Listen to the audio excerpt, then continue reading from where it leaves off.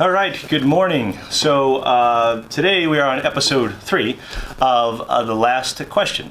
And just as a recap as to what the last question is, first of all, this is my daughter Emily. Emily is the third person to do this. And the premise behind this show is that if tomorrow wasn't another day, meaning that you're gone from this earth, what questions would you ask today? And what I've done is I've amassed some friends and family that know me well and ask me. And this, again, this came from kind of a culmination of the Super Bowl commercial for Google and a visit that I had to a city in India called Varanasi, where they have basically homes where people will go to pass, and they comfort them, and they have people who they talk to and such. So the premise of it is simple rules. The rules are Emily gets to ask me questions, and the questions are ones that I don't know in advance, and they're questions that she would ask today if tomorrow did not exist. So that's as simple as that. And we'll say hello to folks as they join in here. So, all right. So Emily, your first question. What advice would you give your 30-year-old self? You need to speak up a little bit, though. No. So what advice would you give to your 30-year-old self? Yeah. So I kind of look back, and when I was younger, didn't come from a whole lot of money. And when we grow up, you always want more and more and more and more and more. So those things, that aggressiveness and wanting to acquire more assets, always was something that was in my head. And then when I got a little bit older, I realized they meant really nothing. So the premise is, if you're going to work towards a mission.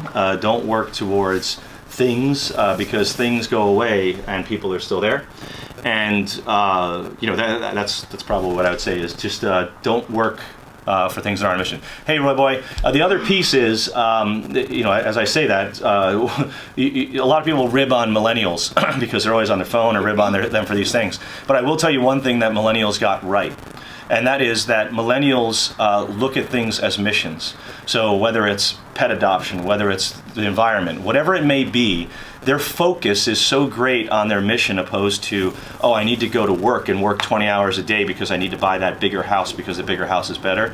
There is a lot of value to that millennial era, and they will change the way that we shape this world. Go ahead. What do you wish you asked your family members before they died?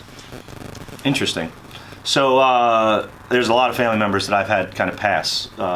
So I'd probably start with my dad. My dad was an extraordinarily bright man.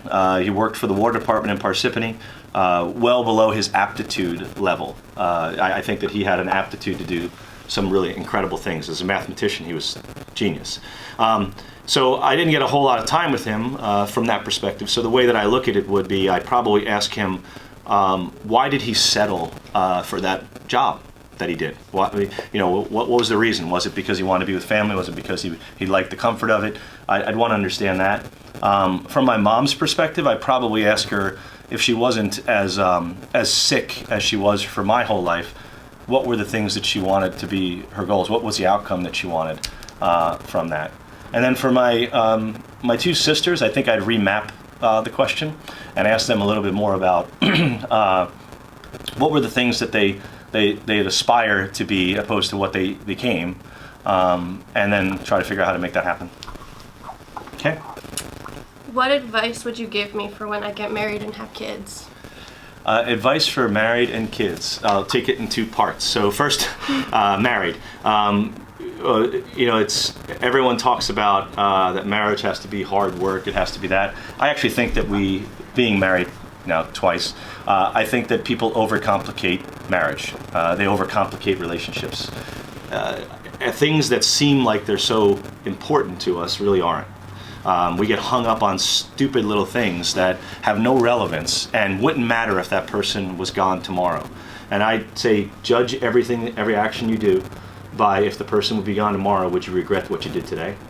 And then for kids, parents' jobs are to screw kids up a little bit, right? We make mistakes just like everybody else. What I would teach is coping mechanisms. Tell your kids, these are the ways that you cope with certain things, and teach them through example. Since Uncle Bill would be the last surviving sibling, what advice would you give him? Give advice to an older brother. Well, Bill and I are very alike. So we're in many ways, even though we don't really realize it a lot, we have such similar personalities, and we are passionate about things we do. We get intense about things we do, and my advice would be is just the stuff isn't that important sometimes, right? It's not worth getting that upset. It's not worth getting that engaged with. So I think that's the mindset that I would say from my perspective for my brother. Yeah. What would be the last thing you would feed Harry? So for those of you who don't know, Harry is our dog, our beloved dog. The last thing I'd feed Harry, probably Arthur's steak. Okay. How did you choose your first career and your second? So the story behind the first career, it started off in a warehouse actually. And then I had an opportunity to get a little bit involved in technology. And at that time, believe it or not, Windows wasn't very popular. And when I got involved, it kind of found me. I loved computers, technology. In fact, when my father passed away, I bought two things. One was a computer and one was a really fast motorcycle.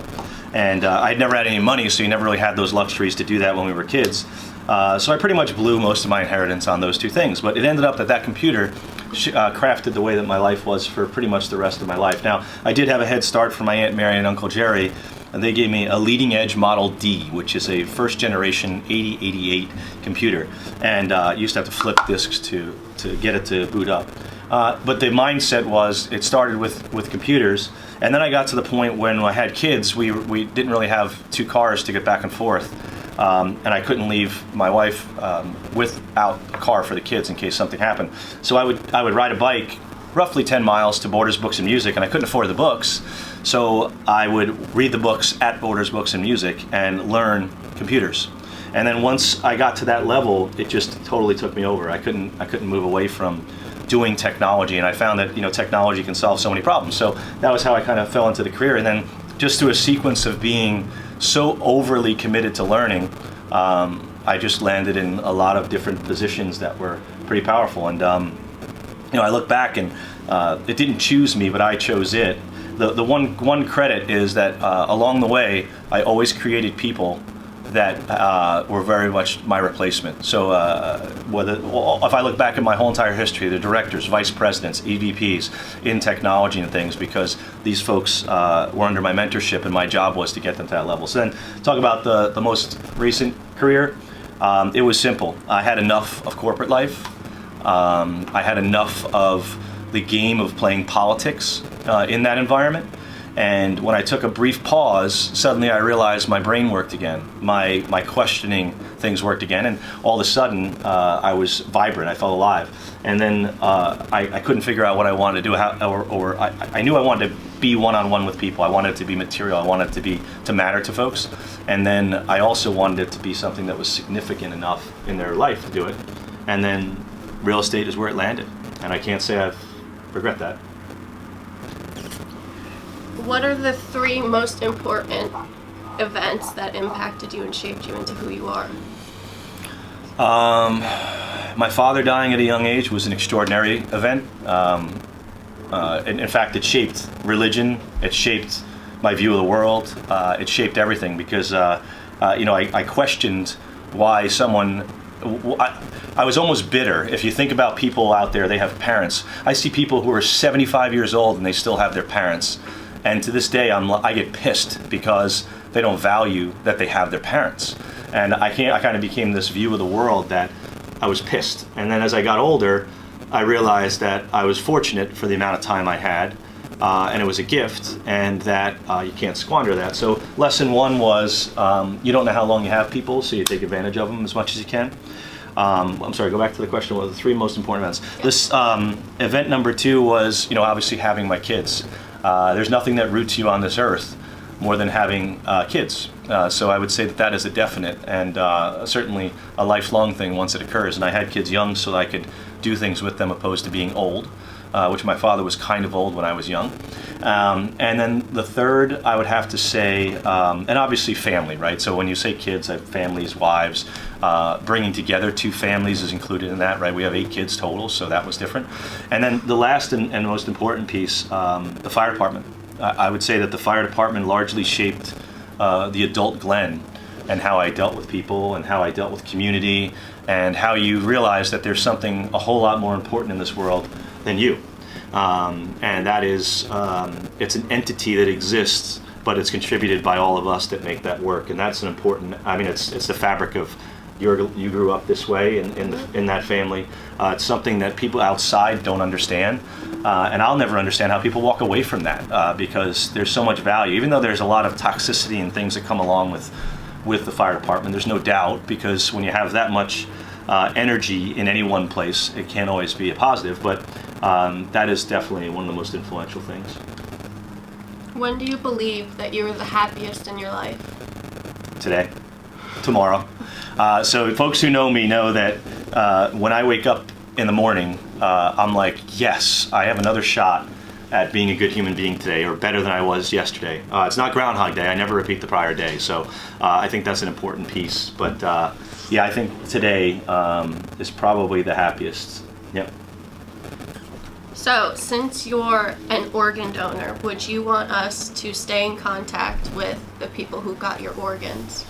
Yeah, I think that is the coolest thing. And by the way, anyone who does organ donorship, you're pretty fabulous. If I had something on my bucket list, which I don't know if I'll get to because I have the courage to run into a burning building. I don't know if I have the courage to do that. I think a lot of it. And organ donors, I've been on the fringe of it. My sister Nadine gave gifts when she passed away, and I had to make that decision to do so. My premise is pretty simple about this whole organ donor thing is you're giving a gift to somebody that will change their life in the future. So there's that connection exists no matter what happens. Yeah. Follow it through for the rest of your life. And what do you have to risk other than to get to know another great human being? How do you want your family to remember you by? I think I always say that there's folks who are, good in public, right? And then they're a bastard at home, or their face is different than what they are everywhere else. And I hope, I've always said at work, at play, and family, I'm the same person. And that same person's imperfect, it's not perfect, but I'm the same person all the time. So if I'm gonna be vulgar, I'm gonna be vulgar in the firehouse, I'm gonna be vulgar at the dinner table, I'm gonna be the person that's that. So I hope that the kids walk away going, he was a good dude, right? He stood by things, he didn't waver, he took care of people. And I was the same person at home and play and everything else. No two faces. If I was still depressed, what advice would you give me? Tomorrow's another day. So I've had my fair share of depression, which most people are shocked when they hear about that. But I am actually a pretty depressive person. But what I do is I never let it take advantage of me. And I remember putting on the doors when you guys were a little bit younger, that tomorrow is always another day. And but if you end it today, you don't get the option for tomorrow. So it's part of the premise is that today seems like it's the most enthralling and wrapped up and the worst day on earth. But the benefit is that when you go to sleep and you wake up and that sun shines on your face the next morning, you got a shot at changing that. And what I do realize is that our mind is what makes everything. So if you are depressed, the only way that you can do it, some people call them ants, automatic negative thoughts is what they're called. We have 60,000 negative thoughts a day. When you have that many negative thoughts a day, or 60,000 thoughts, and I know a large percentage of them are negative, if you don't manage that, if you don't actively become a participant in your life and do that, you're gonna die. You're gonna do something that's not gonna be healthy for you, whether it's eating, drinking, drug addiction, whatever it may be. I'm not saying there's not mental illness. I'm not saying, because I'm sure that I would be considered clinically depressed. But I think that there are answers to this that exist within us. And you just have to say, I'm not willing to be the way that's going to make me hurt myself or others. It can't be an option, because if tomorrow's not another day, then you don't have a shot at being potential, I guess. Are you proud of me, and why? Yes, and so the answer is yes. A bunch of reasons. So one is when you see people and how they care about things, specifically animals. Animals have a tendency to tell how you think about others. I don't judge people by the state they're in today. So you are a young woman whose mind hasn't properly mapped itself yet, because experience helps us map that. So the things that happen along the road, the bumps that happen along the road, those are just learning experiences and contributing to the fabric of what you become. So the way I look at it is, if you put all that stuff aside, what is the core of the person about, right? You want to be a nurse, you want to help people, you want to be involved, you take care of someone's kids, which is a very reputable thing, and you certainly love. So I think that's, as a parent, you want kids to be productive. This is what it is. And what is your best memory with your siblings? Meaning brothers and sisters? Yep. So there was a big age gap between us, so that there wasn't a lot of, we didn't really have family vacations, because again, we didn't have money. So there wasn't a lot of that family vacationing stuff that I can fall back on in terms of that. I'd have to say Aunt Eleanor, who was my father's sister, used to contribute to Christmas, because we typically didn't have money for Christmas. And Christmases were something that was so special in the house. And if we look back, it's probably like kind of poverty Christmases, but we always had a gift that we wanted. Like Billy and I would strategize about how we get to the stockings. We didn't have a fireplace, we had a front door, so the stockings got hung on the front door. But my dad would sleep in the living room, and we'd figure out how to sniper crawl past him to get to these things. And I just remember Christmas as being so fabulous in terms of there's just the memories, and the days of Christmas caroling. Like, who does that? So I'd say Christmas is probably the one. What could I do to make your last day better? I think that if it was my last day, I kid, but I think I'd pile up all my friends and family and such, and I just want to be somewhere where there's noise of an ocean and Arthur's steak. So. And lastly, what advice would you give me? What advice would I give you? There's that hokey advice that, like, follow your dreams, but the reality is now, knowing what I know, you don't follow your dreams, you make your dreams happen. The people who talk about their entire life doing something never get to it. I had my aunt tell me, who's in kind of failing health. I saw her at an event, and she had said, we saved up our whole life so we can go on vacations and do things, and she never got to take advantage of it in her entire life. So there's plans, there's financial plans. I'm not saying be reckless, but the reality is you got to just live and follow them. Don't be a follower, make your dreams happen. And people who sit on the sidelines have tons of regrets when they die. I just had a conversation with someone that I know at the bar the other night, and we met, and we met because of this event, the second episode. And he was telling me about his experience and how some things happened to him where he was near death and such. And when I look at that, he said to me, I don't fear death. And I thought to myself, I don't either. Because I don't know when it's coming, first of all, nor do I want to. But on the other hand, I'm taking advantage of every single thing I can, so it's not, death I don't fear it. I don't, do I want it? No. Do I want to avoid it at all costs? Sure. But I don't fear it at all. And I think that people who don't own their life fear death. It's a simple way to do it. I fear death. But and as you grow, the maturity level, you get your mind maps things in a different way. Like when I was 17 and my father died, I chased town vehicles around because I thought everyone was him. My mind told me that was him in that car, and I'd see it on a highway, and then I'd find myself making illegal turns and stuff to follow and just to get a glimpse of him that one last time. And what I didn't think about at that time was that was my mind tricking me how to cope with this. So as you get older, it's not smarter, it's not experience. Your brain actually maps these things, and they make you handle situations. That's why you see the 78-year-old person that's at a funeral and doesn't cry. It's not that they don't care.